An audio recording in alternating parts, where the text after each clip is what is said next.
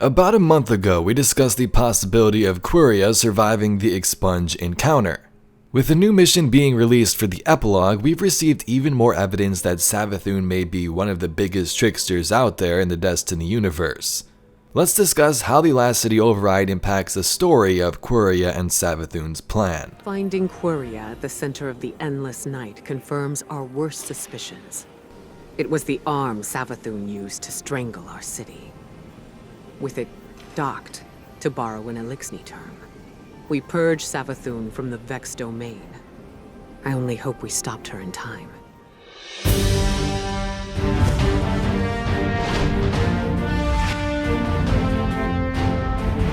So the whole point of the Endless Night was that the city was thrown into this Vex simulation that was pretty harmful. Without the power of the sun, we couldn't do simple things like grow food, get power, and live a much easier life. The sun is the power source for all living things. As we came to find out, it wasn't the Vex who caused this Endless Night though, but Quria Blade Transform, a half-taken Vex Hydra under the control of Savathun. We've been played. Quria has been commanding the other Vex, poisoning their minds, directing them at Savathun's will. The Endless Night is of Savathun's design. So this was a Hydra that learned the power to take from Oryx. This is why we see Taken under Savathun's name out there in the wild, and new Taken appearing after the Red War.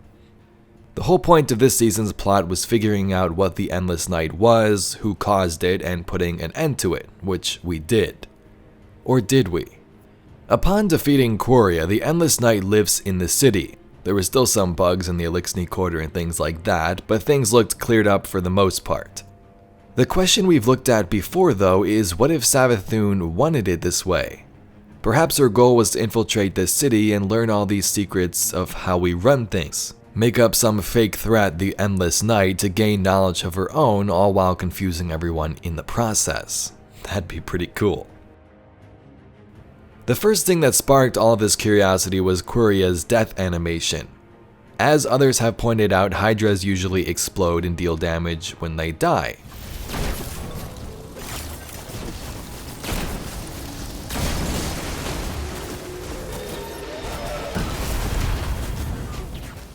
But this one didn't.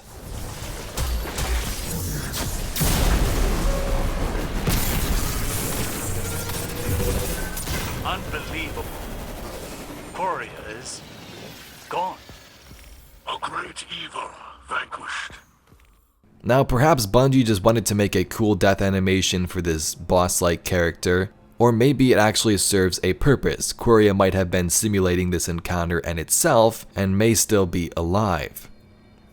Next, we also mentioned before the chest in these missions, the corrupted key codes. These were specifically planted by someone who wants to watch your guardian, most likely Savathun. They say, it appears to include a transfer to broadcast a signal when it is used, but I can't say to where or whom. Osiris. So someone wants to know when Quria was taken out and when these chests are opened. Now that we've completed the last city override, this brings up even more questions. Either Bungie messed up some things canonically here or gave us some big hints in terms of the plot moving forward. Now we know that the Vex can't simulate paracausality, but Quria can. This is why we see enemies like the Taken and Scorn in previous missions, because Quria is causing this. In this last city override, we can also see Taken, suggesting that they are still under someone's control, Savathun or Quria. Now, it's worth noting that if Quria is dead, more Taken can't be created as far as we know, but they can still be controlled. So Quria could be gone and the remaining Taken rally under Savathun, a hive being of power. This may be the reason why they appear in the last city. In that mission, we also had a subjugated mind, subjugated meaning being under control. If Quria was in fact dead, who was it subjugated to? Was this a development choice just to leave it in, or does it impact the story? There's also another possibility. Perhaps we did kill Quria. Maybe Savathun wanted us to kill Quria, and she had this other plan in her back pocket, one she learned from an outcast son of Oryx, Nokris. This, of course, was the power of necromancy, bringing things back to life, which Nokris had, and Savathun wanted to learn how to do it. As Zul did from my heart, I offer a trade. Knowledge for knowledge. Grant me sight into the dreaming mind's talent, and I will teach you what you ask. A rebellious bargain in the midst of dark tides. It is bound. Under my symbol, reborn and made in my image, our bargain will set new beginnings in motion.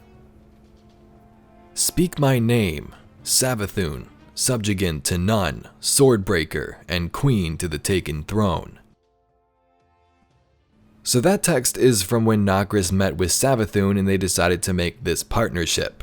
After the events of Warmind, we thought we killed Nokris in the strike, he fled into the Ascendant Realm and then met up with his aunt Savathun.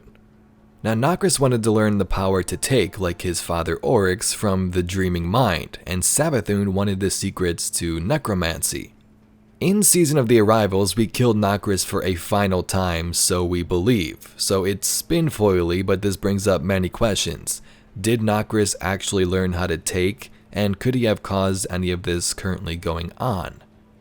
It is also mentioned that Savathun is queen to the taken throne, so if Nokris could learn how to take from Quria, couldn't Savathun as well?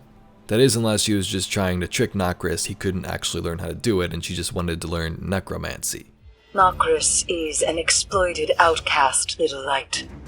A necromancer. Though I'm sure the Taken Queen saw value in his craft. Death rituals to buck the worm's game.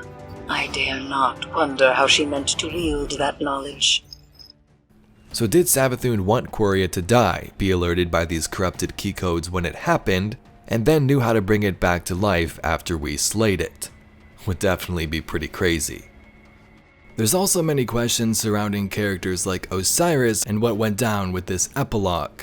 Lakshmi told us that Osiris taught her how to open this portal. Oracles, a new monarchy, have rounded up the fallen in our city. With the aid of Osiris, I have learned how to safely command the power of the Vex. I will use it to do what the Vanguard will not. I will tear open a rift, banish the fallen to the depths of space from where they came. Now we all know the weird stuff that's been going on with Osiris, so if you'd like a video on that, be sure to let me know down below. I'm sure we're going to learn stuff next week with the Witch Queen reveal, but maybe we can squeeze it in before then. Anyway, Guardians, as mentioned, we've discussed some of this before, but wanted to throw in the Last City Override stuff, as it means that the Taken are still being controlled by someone, and that subjugated mind was still present. If you have any theories of your own, be sure to leave them down below, and I thank you very much for watching. If you would like to see some more Destiny lore and mysteries, be sure to subscribe to the channel. Anyway, thanks for watching, my name's Evade, and I'll catch you Guardians in the next one.